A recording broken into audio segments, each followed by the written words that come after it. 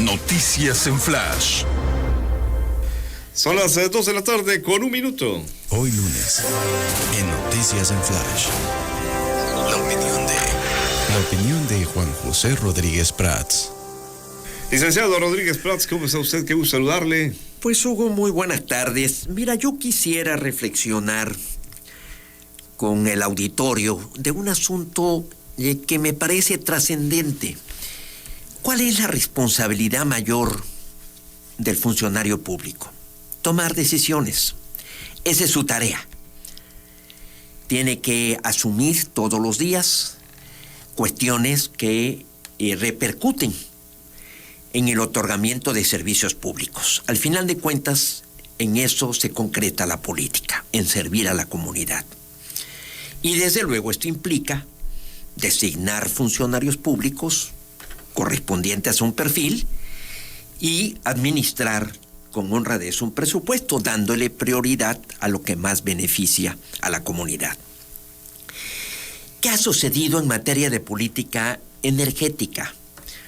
Una política ambivalente, una política contradictoria desde hace muchísimas décadas y que nos ha llevado a que las empresas, que ahora se llaman empresas productivas del Estado, pues generen una enorme deuda y una enorme carga para el fisco nacional. Goethe decía una frase que a mí me agrada mucho. ¿Qué es lo más difícil?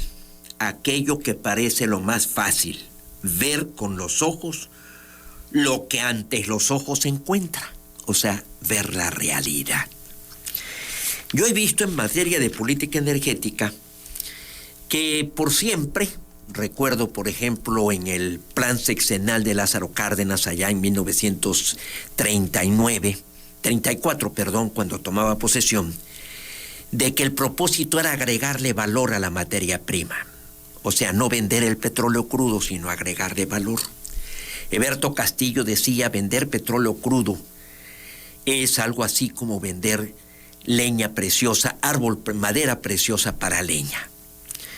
O sea, hay que incorporarle valor. Es cierto, suena lógico, pero hay cosas que el Estado hace mal. Porque ahorita el negocio mayor para México sería vender petróleo crudo.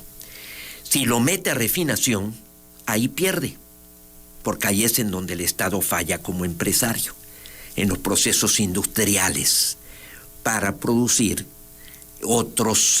los derivados. O los derivados. Uh-huh.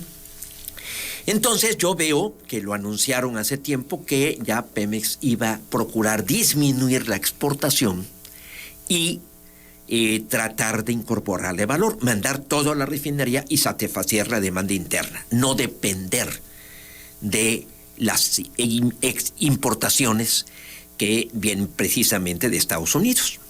Correcto. Esto suena en principio lógico, pero con el precio que hoy tiene el barril, y si vemos los últimos 3 años que ha hecho el gobierno, pues resulta que ha disminuido la producción porque canceló todas las reformas que se habían hecho del sexenio pasado y que permitía la inversión privada. Se suspendieron las rondas, no se adjudicaron a las empresas privadas nuevos contratos y la producción de petróleo crudo vino decayendo y nunca se alcanzó la meta.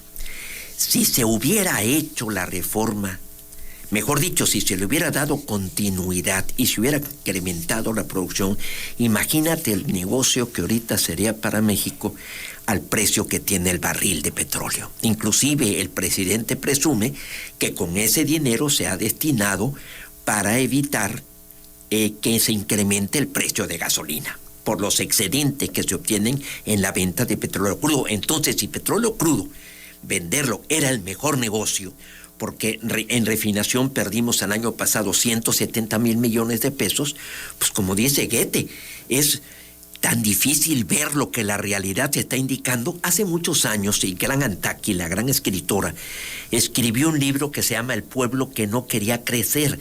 Tal parece que eso es nuestro caso. Estamos desechando políticas que están probadas que funcionan y no las instrumentamos, no las llevamos hasta sus últimas consecuencias. Entonces, esta es mi humilde aportación. O sea, si nuestro mejor negocio es producir petróleo crudo y venderlo, no meterse a la petroquímica, no meterse a la refinación, en donde perdemos, ahí están las cifras, además del famoso huachicoleo, el robo de combustible.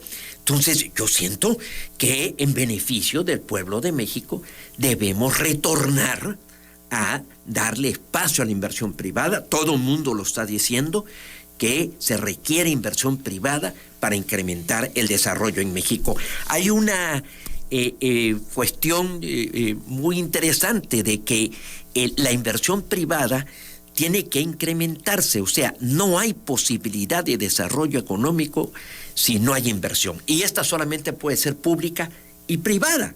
Entonces, ¿cómo estamos rechazando inversión privada si lo que se quiere es recuperar el empleo y tener un factor de desarrollo, un factor del incremento de desarrollo, que este año vamos apenas en el tercer mes, ya lo habíamos comentado en otro programa, y ya hemos disminuido lo que se estimaba alcanzar el año pasado a finales, de que íbamos a obtener 5%, ya andamos en el 2%. Yo nomás pensando en lo que usted dice ahorita, bueno, es que tampoco se sabía que hacia allá íbamos a ir, ¿no? Vamos, no estaba en el radar el conflicto Ucrania-Rusia como está en este momento, que es lo que ha disparado los precios. Pero mira, una de las características del populismo, y perdón que yo califique al gobierno de populista, es rechazar el saber de los expertos. Los expertos en todas las políticas públicas tenemos ya suficiente experiencia. Hay expertos, sí estaban diciendo expertos que podía venir un incremento y posteriormente un decremento. A largo plazo todo el mundo está viendo un decremento del precio de los hidrocarburos, de los combustibles fósiles. ¿Por qué? Porque vamos a irnos a las energías renovables. Entonces, es un tema muy complicado, pero en política energética yo creo que el gobierno se ha equivocado. Y ese es el comentario que yo sí quisiera hacer con el público, porque es un tema muy delicado en el que va a ser de los grandes temas en la agenda de aquí al 24. Licenciado, así rapidito una ensalada de temas. Hoy dice el presidente López Obrador que le confesó Peña Nieto que lo engañaron. Bueno, ya lo demás es, yo creo, anecdótico, ¿no? Que hasta quedó como el payaso de las cachetadas. ¿Se puede creer que a este nivel se engaña al presidente, metiéndonos un poquito a eso que decía, ¿no? Sí, mira, esa frase que dicen que el presidente es el mejor informado es una frase retórica. No hay tal. El presidente puede vivir engañado. Ahí dependerá también de la personalidad, porque sí es diferente, ¿no? Desde luego, la madurez, el equilibrio. Mira, yo el político que más me dediqué a estudiar, don Adolfo Ruiz Cortines, la primera persona, creo que en alguna ocasión te lo relaté, la primera persona que me habló de don Adolfo Ruiz Cortines fue Carlos Madrazo Becerra. Yo le pregunté cuál era el político que más lo había impresionado y él me respondió, Adolfo Ruiz Cortines, me decía, con una mirada a la pupila de su interlocutor calibraba el alma del hombre. La política es conocimiento de condición humana. O sea, el político debe percibir cuando se le pretende engañar, cuando se le pretende adular, cuando no se le dice la verdad por miedo, porque también aquí hay esa actitud del político. El que viene y le dice a uno la verdad, yo en el escaso posiciones que tuve de poder, pues a uno le disgusta que le vengan y le digan la verdad. Oye, no es cierto que estás haciendo buen papel, oye, no es cierto que estés manejando bien, por ejemplo, cuando yo fui delegado, que fue un cargo importante, o la dirección de Codeur, cuando menos yo lo considero importante, o en mi carrera política fue muy importante. Te disgusta la verdad. Vuelve Goethe a la escena, ¿no? Vuelve Goethe a la escena. Porque aceptar la verdad, aceptar la autocrítica, verse al espejo, encontrarse fallas, es una virtud fundamental del hombre en el poder. Y sí, efectivamente, la vanidad, la soberbia nos pueden hacer caer en el engaño. Bueno, ¿y usted sí cree que engañaron a Peña? Desde luego, sí, creo que todos los presidentes de alguna forma han sido engañados.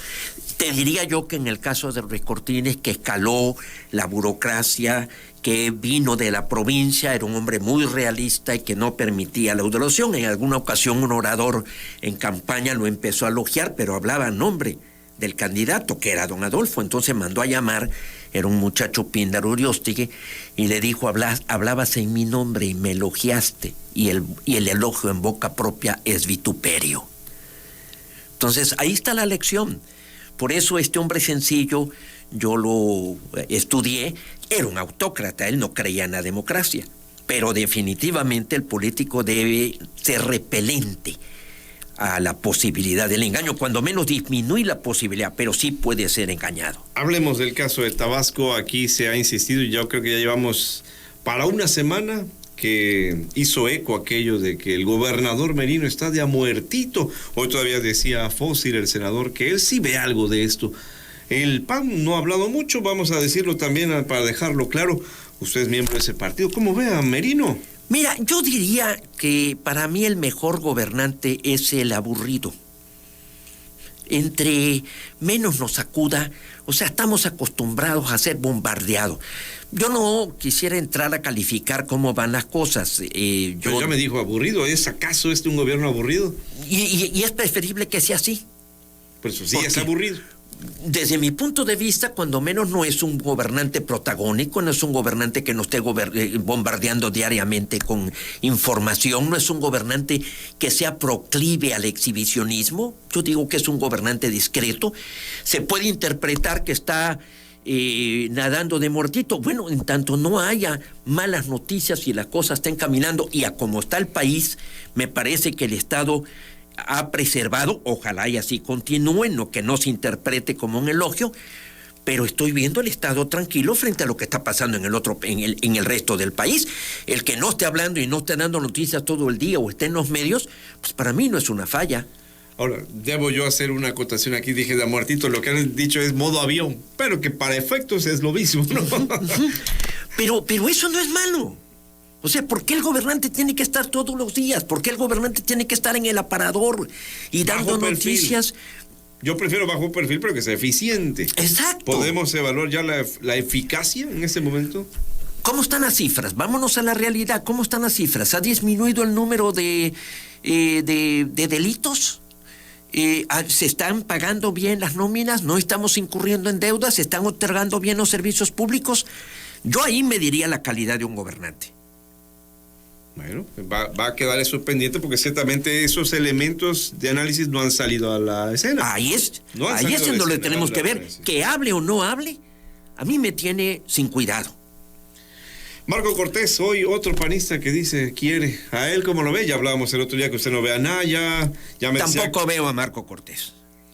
Definitivo.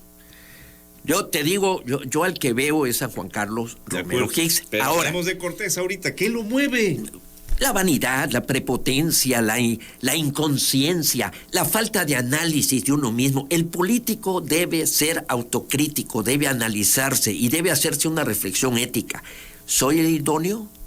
¿Puedo? Es muy difícil justipreciarse, porque por lo regular uno se sobreestima y piensa uno que es capaz de cualquier posición. No hay peor cosa, Hugo, que el principio de Peter. Este es un estudioso allá en los 60, un norteamericano, que iba a la empresa y decía que el principio de Peter es cuando ascendías a un cargo y en el cargo siguiente ya no cumplías los requerimientos de ese cargo y dabas un rendimiento decreciente. Entonces, no hay peor cosa que ver a una persona sin la capacidad para hacer lo que está haciendo.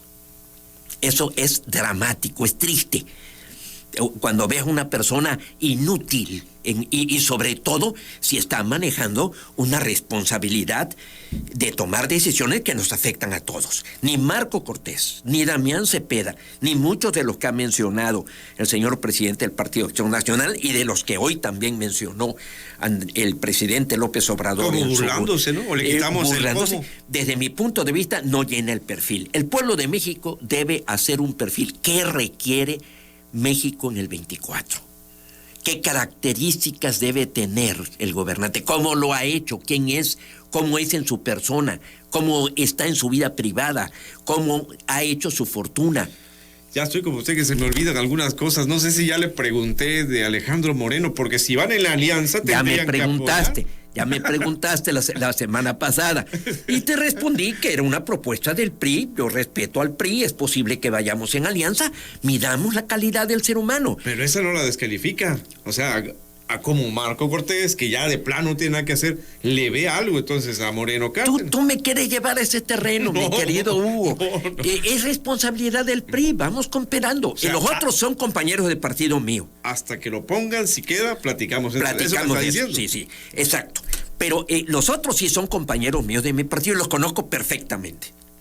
Y no llenan el perfil. Así de sencillo.